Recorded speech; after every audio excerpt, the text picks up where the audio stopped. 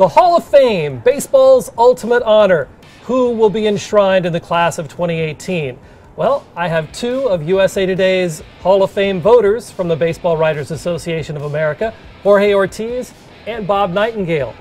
And we're going to discuss who should be in and who maybe should not be in the class of 2018. First of all, it seems like we've got a couple of guys, maybe a few more, who are absolute locks. Bob, Chipper Jones has had a great career. It's his first year on the ballot. I don't think there's any doubt that Chipper is going to be a Hall of Famer. No, one of the greatest switch hitters ever. You're probably going to talk about a guy who's going to get over 95% in the vote, never linked to PEDs.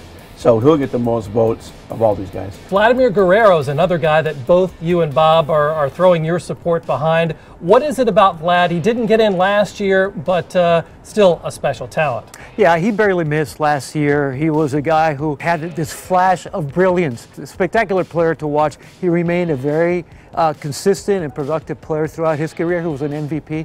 I think this year he gets in for sure. We have the big issue on the ballot has to be the guys that have been linked to steroids, performance-enhancing drugs. Roger Clemens, Barry Bonds. I don't know that you can say one without the other. I mean, these are two of the greatest players of all time. Not just their era, but of all time. And hey, that was the era we lived in. It's like, you know, at the freeway, if there's no speed limit, we're all going to go 55. No, yeah, everybody did everything. And we already have plenty of steroid guys in the Hall of Fame. Last, couple of years, we've had a few guys go in. So why are we going to stop these guys who are better than anybody who've got in recent years? Jorge, you did not vote for either one. What's your reason? Is it the steroids be-all, end-all, case closed? Pretty much, because no question, as Bob said, they're two of the greatest players of their era and of all time. But they cheated. I mean, the case against them is so strong. There was an overwhelming amount of evidence. There was a whole book written about Bonds doing steroids.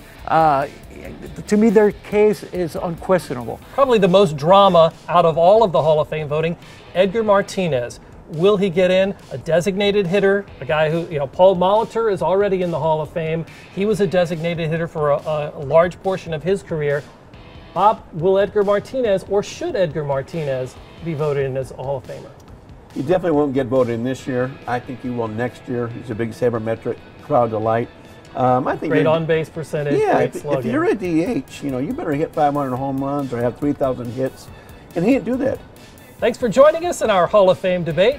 For Jorge Ortiz and Bob Nightengale, I'm Steve Gardner. Stick with Sports Pulse, your heartbeat to what's trending in sports.